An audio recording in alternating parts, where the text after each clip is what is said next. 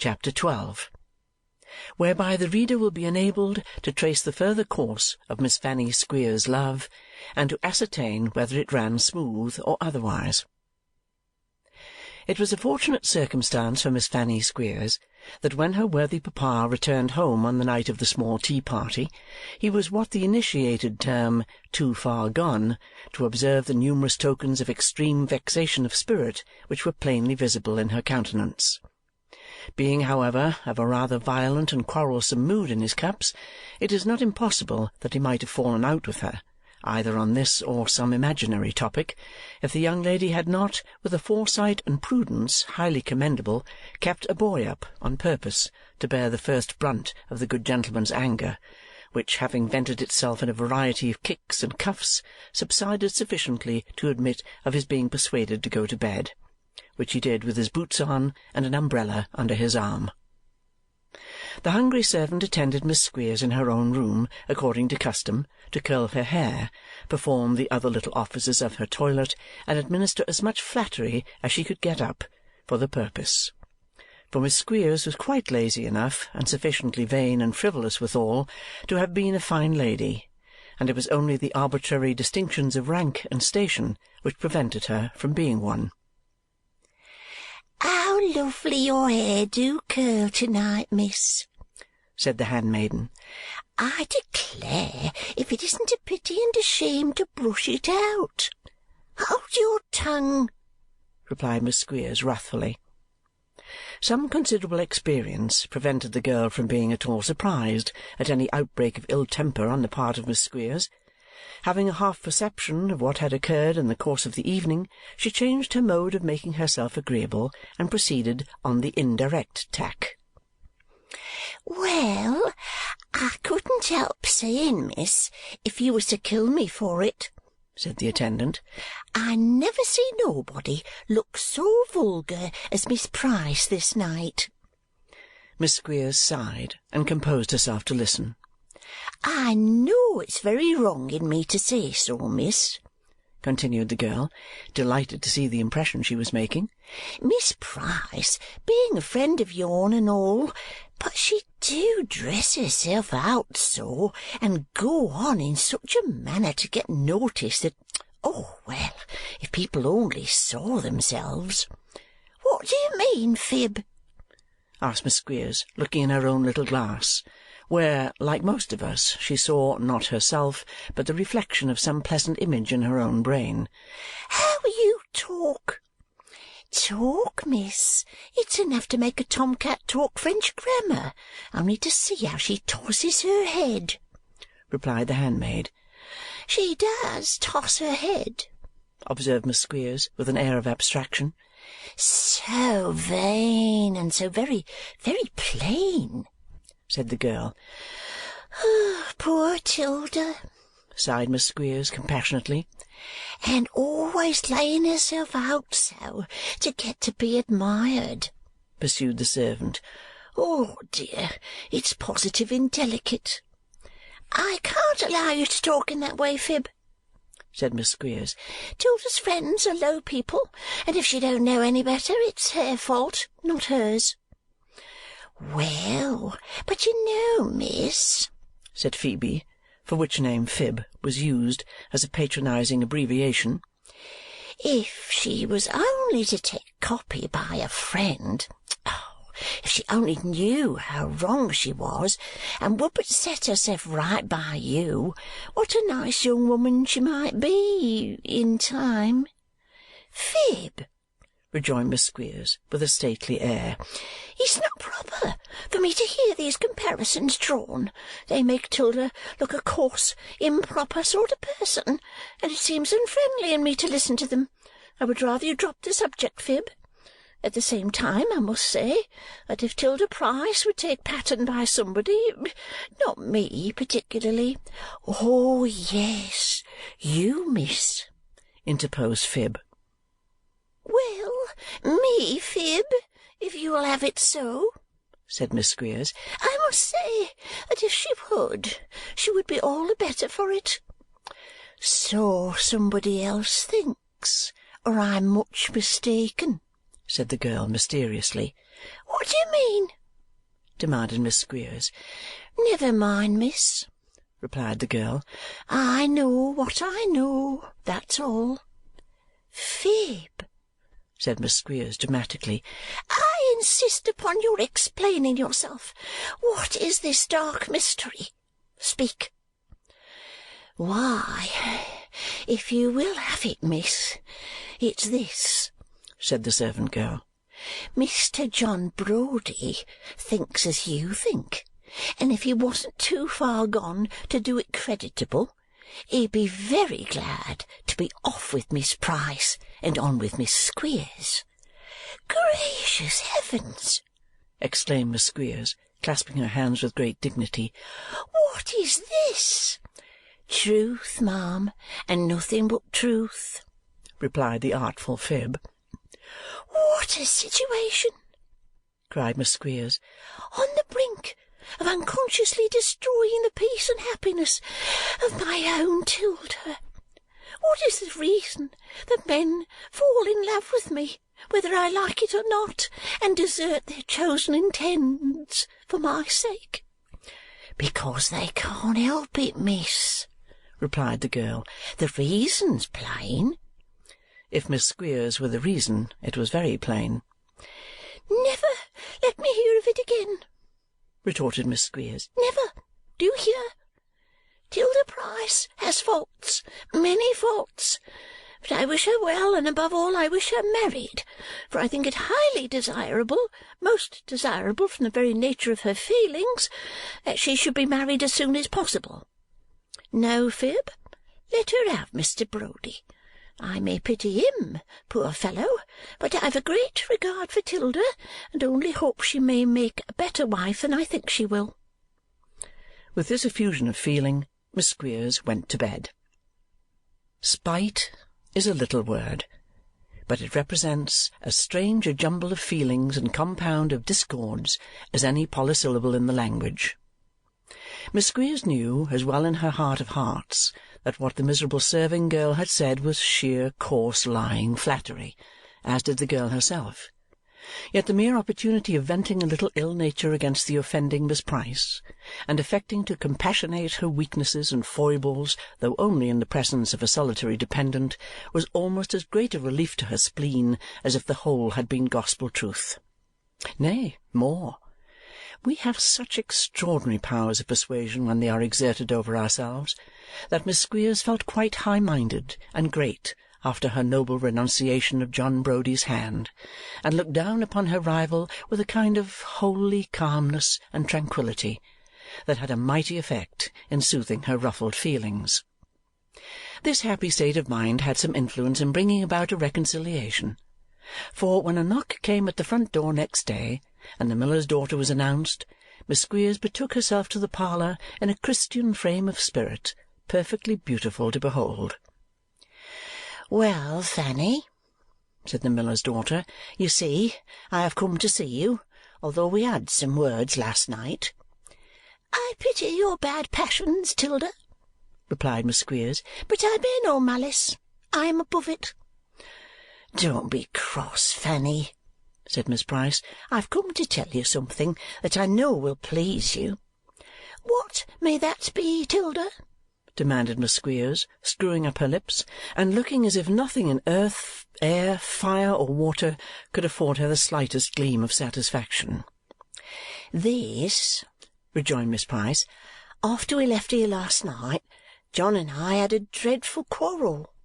"That doesn't please me," said Miss Squeers, relaxing into a smile though. "Lor, I wouldn't think so bad of you as to suppose it did," rejoined her companion. "That's not it."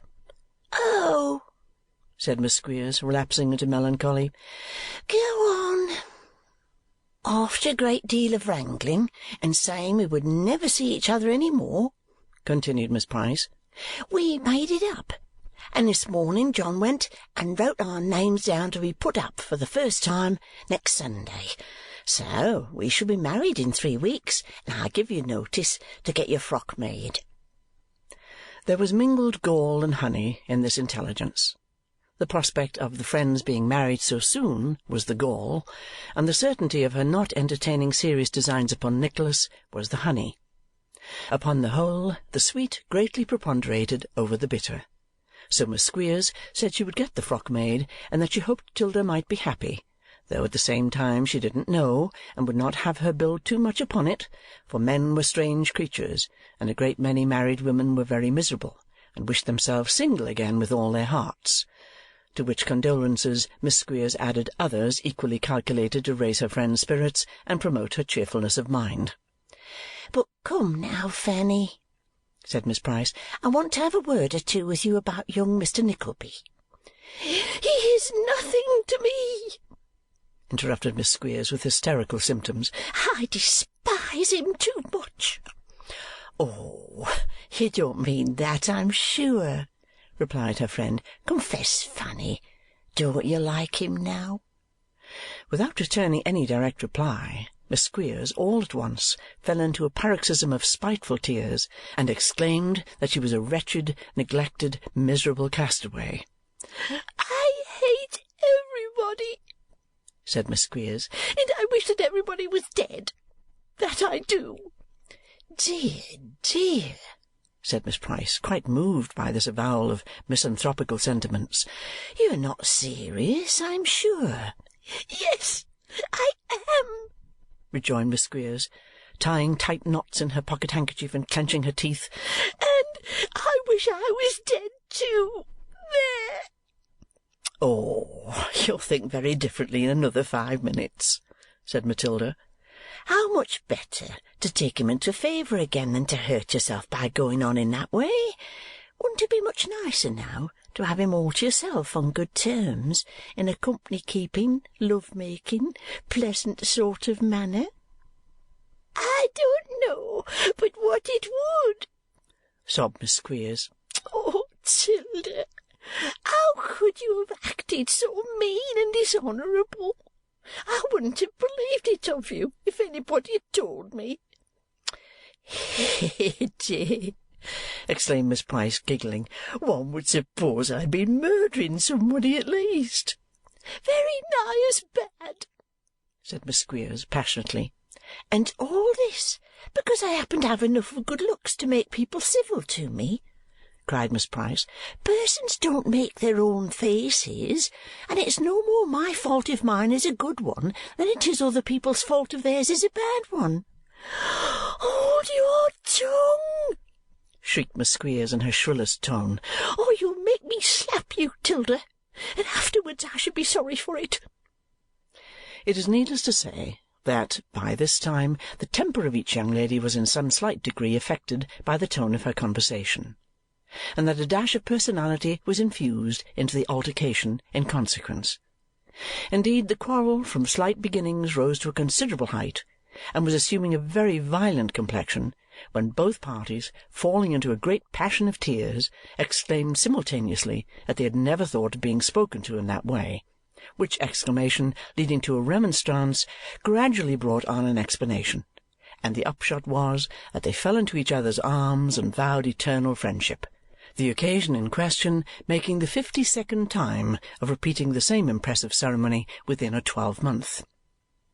Perfect amicability being thus restored, a dialogue naturally ensued upon the number and nature of the garments which would be indispensable for Miss Price's entrance into the holy state of matrimony, when Miss Squeers clearly showed that a great many more than the miller could or would afford were absolutely necessary and could not decently be dispensed with.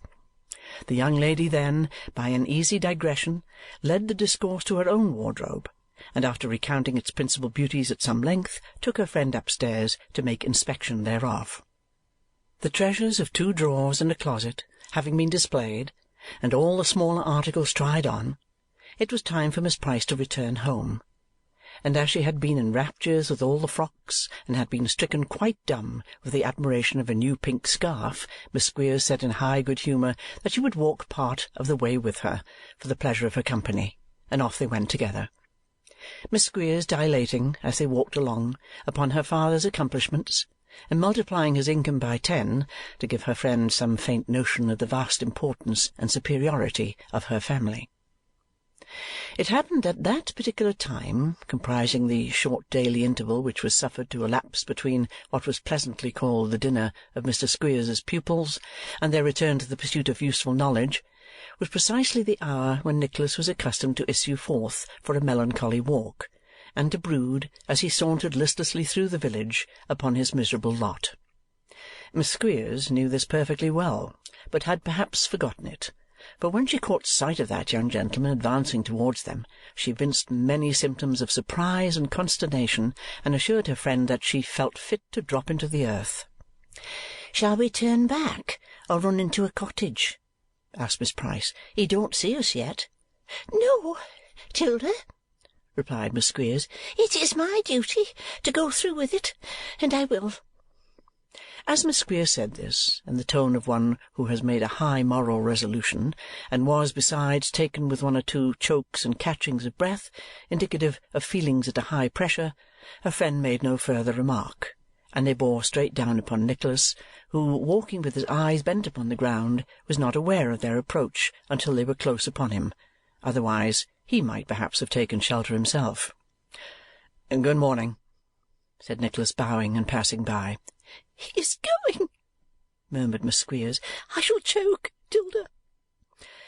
"Come back, Mr. Nickleby, do!" cried Miss Price, affecting alarm at her friend's threat, but really actuated by a malicious wish to hear what Nicholas would say. "Come back, Mr. Nickleby." Mr. Nickleby came back, and looked as confused as might be as he inquired whether the ladies had any commands for him. "Don't stop to talk," urged Miss Price hastily, "but support her on the other side. How do you feel now, dear?" "Better," sighed Miss Squeers, laying a beaver bonnet of a reddish brown with a green veil attached on Mr. Nickleby's shoulder.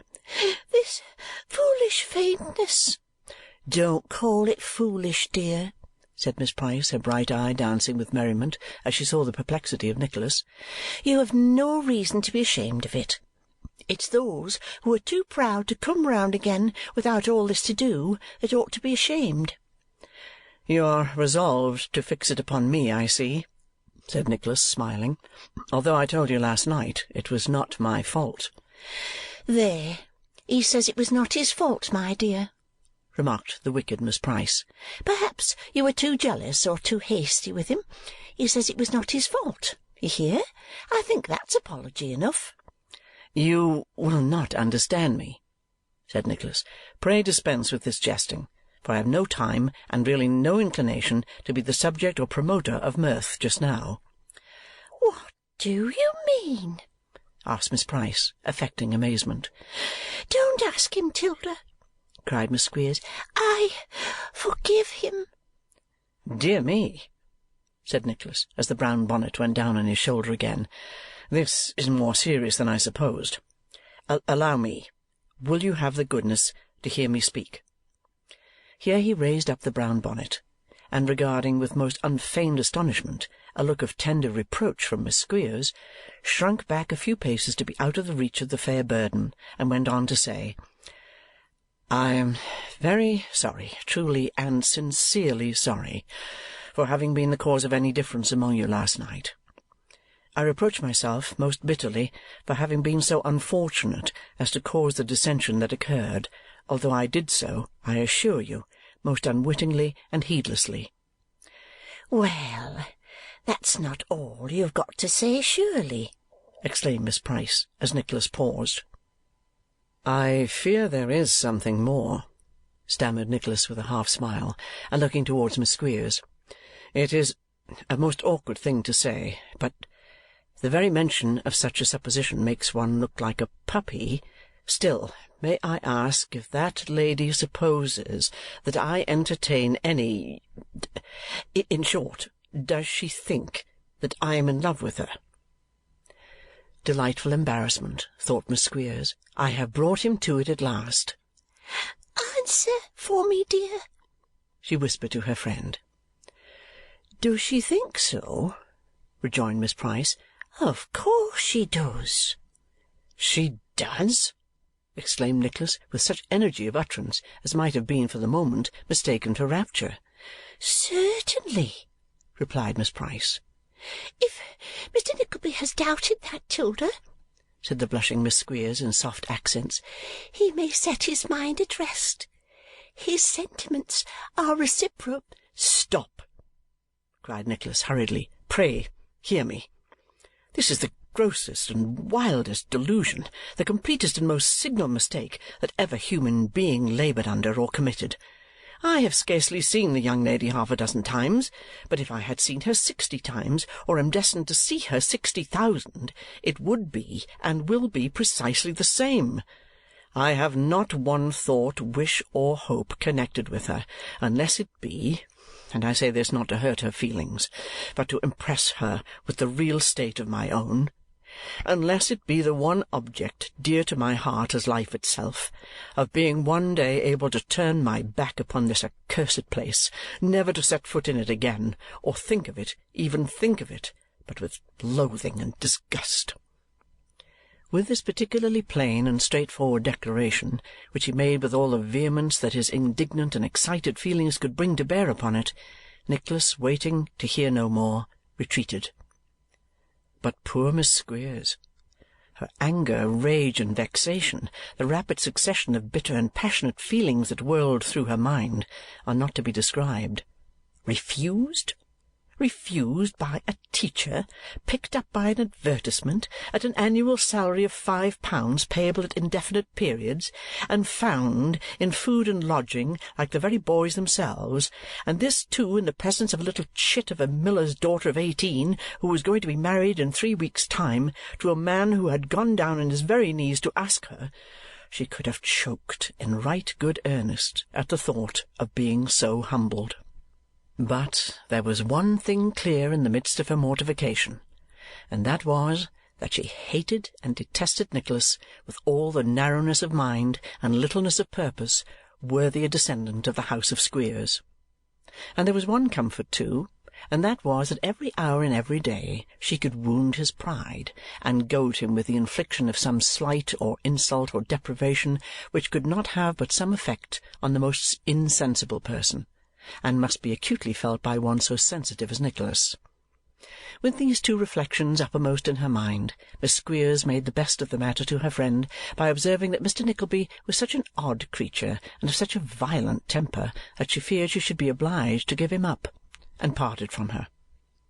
And here it may be remarked that Miss Squeers, having bestowed her affections, or whatever it might be that, in the absence of anything better, represented them, on Nicholas Nickleby, had never once seriously contemplated the possibility of his being of a different opinion from herself in the business. Miss Squeers reasoned that she was prepossessing and beautiful, and that her father was master, and Nicholas man, and that her father had saved money, and Nicholas had none, all of which seemed to her conclusive arguments why the young man should feel only too much honoured by her preference. She had not failed to recollect either how much more agreeable she could render his situation if she were his friend, and how much more disagreeable if she were his enemy. And, doubtless, many less scrupulous young gentlemen than Nicholas would have encouraged her extravagance had it been only for this very obvious and intelligible reason. However, he had thought proper to do otherwise, and Miss Squeers was outrageous. "Let him see," said the irritated young lady when she had regained her own room and eased her mind by committing an assault on Fib, "if I don't set mother against him a little more when she comes back." It was scarcely necessary to do this, but Miss Squeers was as good as her word, and poor Nicholas, in addition to bad food, dirty lodging, and the being compelled to witness one dull unvarying round of squalid misery, was treated with every special indignity that malice could suggest, or the most grasping cupidity put upon him. Nor was this all. There was another and deeper system of annoyance which made his heart sink and nearly drove him wild by its injustice and cruelty. The wretched creature Smike, since the night Nicholas had spoken kindly to him in the schoolroom, had followed him to and fro with an ever restless desire to serve or help him, anticipating such little wants as his humble ability could supply, and content only to be near him. He would sit beside him for hours, looking patiently into his face, and a word would brighten up his careworn visage and call into it a passing gleam even of happiness. He was an altered being. He had an object now, and that object was to show his attachment to the only person, that person a stranger, who had treated him not to say with kindness, but like a human creature. Upon this poor being, all the spleen and ill humour that could not be vented on Nicholas were unceasingly bestowed. Drudgery would have been nothing. Smike was well used to that. Buffetings inflicted without cause would have been equally a matter of course, for to them also he had served a long and weary apprenticeship. But it was no sooner observed that he had become attached to Nicholas than stripes and blows, morning, noon, and night, were his only portion. Squeers was jealous of the influence which his man had so soon acquired, and his family hated him, and Smike paid for both. Nicholas saw it, and ground his teeth at every repetition of the savage and cowardly attack. He had arranged a few regular lessons for the boys, and one night, as he paced up and down the dismal schoolroom, his swollen heart almost bursting to think that his protection and countenance should have increased the misery of the wretched being whose peculiar destitution had awakened his pity, he paused mechanically in a dark corner where sat the object of his thoughts.